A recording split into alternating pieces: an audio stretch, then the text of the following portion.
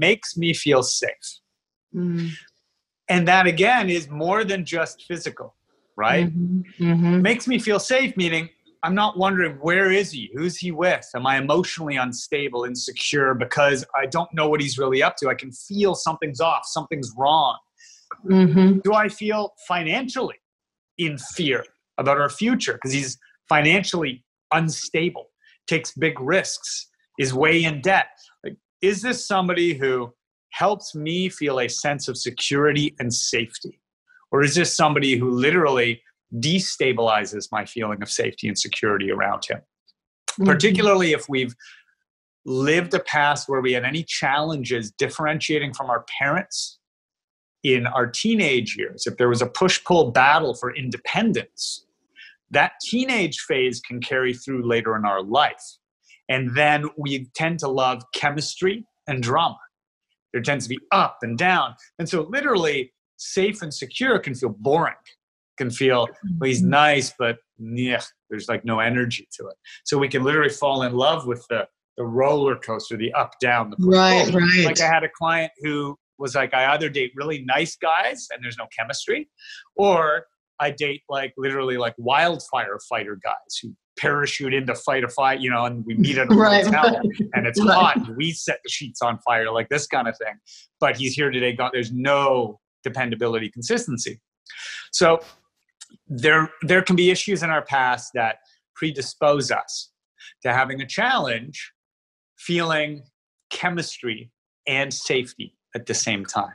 A man who is stable, safe, and secure, but we can still allow some polarity, some tension, some attraction, right? So if you've experienced having those two types of guys, right? The bad boy who's bad for us, but feels so good, or the guy that is great for us, he's healthy, he's good, he's like, and it's like boring, yawns, like I'm not feeling it. So if you've ever experienced that, then this particular one, a man who makes you feel safe, is one where you want to really examine what the old story is, what the wounds were around you not feeling like you can have both in one person. Because I guarantee you can. I have many, many, many people who've come in with that problem, and they now have passionate relationships, but they also share responsibility, stability, security, talking through things, so you can have both. Yeah, but he has to be someone who doesn't make you feel insecure, unsafe, triggers you all the time. Right? He can't be destabilizing your whole life all of the time. Mm-hmm. Otherwise, he's a boy, right? He's someone who is endangering himself emotionally, physically, financially, and he will do the same to you. Like my client who had won an Oscar and yet was with a guy that she's like, he's a crackhead. And I just can't seem to let go of him. And I'm scared I'm losing him. So I'm very seriously considering trying crack so we can be close. So we have something, right? It's like there's a guy who completely is unsafe. And now that's pulling her towards this temptation to do very dangerous things that are not safe, literally not safe physically. Mm-hmm. Yeah, and you're right. And it's also true that we can be addicted to the drama of it all. Like that can be something that can feel like really exhilarating and exciting. And yet it can be so destructive to someone's life. I had one bad boy experience, which was totally out of character for me because that was never really the type of guy that I went for, Barry. But I had this guy and the chemistry was just off the charts. But he was, he was the true definition of a bad boy in every sense of the word. And my life turned into chaos when he came into it. Just absolute chaos in every way imaginable. And yet the attraction was so strong. And I think there was a period of time where I was sort of addicted to just all of that drama. Yeah, of course. Until, I realized it was going to totally devastate and destroy everything in my life if I were to stay with him. Right. And so, we can be vulnerable to some of these kinds of things based on maybe something that's happened in the past or, just the chemistry thing in general. Wait, let me ask a question. That's so good. Oh, so good.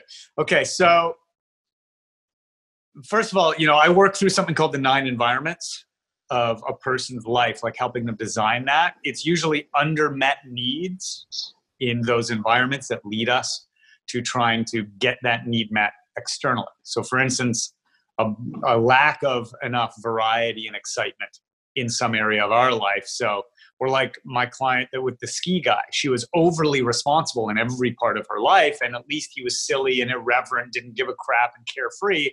And she's, God, I haven't been carefree in years. So she externalized it in the partner, right? So it's compensatory. My question for you is, what was it, right? Because it sounds like you were like, it was almost a compulsion, attraction, chemistry. What am I doing? What was it that finally let you break free? I didn't really let free until I really felt like I was in danger. I mean, actual physical harm and danger. Yeah. And I could absolutely see that if I allowed this to continue, my life would be completely ruined, because I almost lost my job at that time as a result of him. He had a huge negative financial impact on me. He actually stole a lot of money from me and used my credit cards without my permission and all kinds of crazy things. I mean, I didn't know it initially, but I came to find out that he was actually, someone who had a rap sheet a mile long.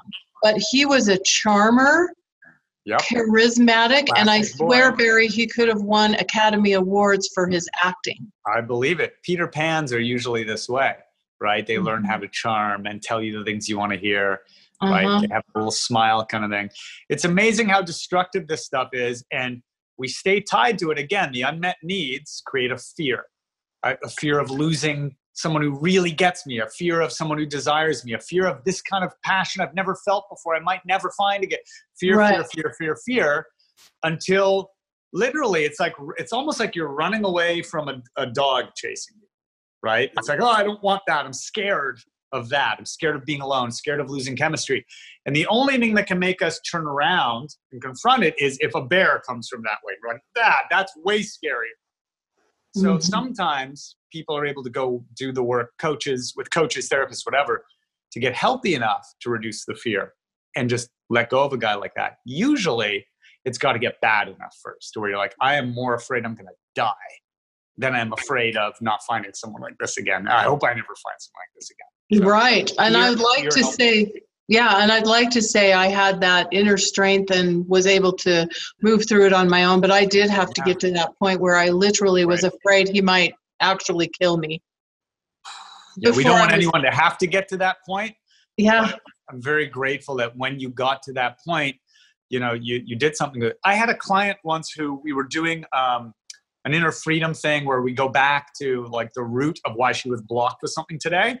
And where it took her was a stepdad who was abusive, come home drunk, right? And that after our session, she called her mom and they talked. And what they discovered was the mom wanted to leave with her, but didn't feel like she could, and that it would disrupt her because she was in like 16, 17, 18 in high school. So it's like, I stayed for you. I didn't want to like pull you out. And the young girl at the time, now a grown woman, said, I only didn't leave because I didn't think you would leave, right? And they basically were like, if we had both known this then, we would have left then. So sometimes it's like that little thing that we're so close to taking the action to end something, right? To stop being in a toxic thing we're tolerating. But it just takes that moment, like you said, of like, you know what, I can do this. And those two, like, were both ready to leave. If only they'd known the other was and communicated, they could have spared themselves years of trauma. Yeah. Unbelievable. Yeah. And that experience was a turning point for me. It took me a while to recover from it all. Of course. And to, in more ways than one. Yeah. But it was a turning point for me. And thankfully, I've now been married to my amazing husband who, as you went through this, he's definitely the true definition of a man, not doing the checklist. Yeah. Everybody, if they have a guy already, they're like, okay, let's see. Yeah. And I can say now, having had that dramatic experience in my past that I shared with you, and now being married to my amazing husband for the past almost 13 years, man, there's nothing sexier and more satisfying than a man that shows up as a man over a period of time. I mean, that is just such a gift and such a blessing. Yeah.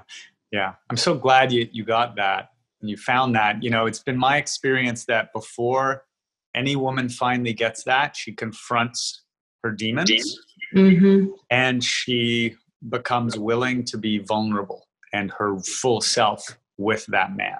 And then that man usually shows up. So there's almost like a letting go of who you've been before you can let go of the crappy guys too. Yeah, I mean, I can look back on that now, Barry, and go, what in the world was I thinking?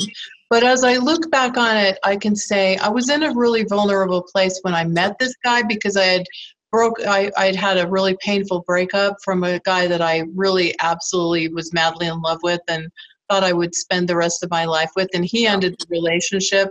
So I was in a really vulnerable place. There were red flags right from the beginning with this guy, which I chose to ignore because of the chemistry and because I was so longing to feel like loved and wanted and desired. Unmet needs. Totally. Yeah. And so you don't judge yourself, hopefully now, right? You don't judge that person that you were because you did the best you could from where you were. Yeah, I look at myself through the eyes of compassion, even though I look back on that now and go, where was I when I needed me? Yeah, and that's it. And that's what so much of the work is. You know, just this morning was it this morning or yesterday morning? I was helping a young lady go back and visit different ages of herself when she was at these moments of decision with guys, and to visit them and like help her reaffirm owning that her intuition was right. You didn't need to hesitate and wonder, but I'm not clear. I don't know. I need more. And always seeking from the guy. Once he decides, maybe he'll tell me, just tell me that it'll be okay. And so her reaffirming, like, I have all the answers I need in my own intuition, my own knowing. I'm really strong and firm in my connection to my healthy self. I do what serves me. I don't wait for a man to decide that or determine that for me. Yeah. Including who you date. You know, this isn't just people in relationships. We've done a little bit, right? Like detox and toxic. But for those who, I know a lot of people who take a sabbatical because they don't trust that their picker is going to bring in a healthy guy again. So they're like, you know, the last 3 dogs I pet tried to bite me. Why the hell would I pet a dog? Like, why would I get around a guy? Like, I don't trust relationships. That's really about that thing, healing the wound, learning to trust your intuition, knowing you'll listen to it when the red flags go off, meeting your needs, taking that time to heal you so you are healthy enough to trust being in a relationship and who you'll pick.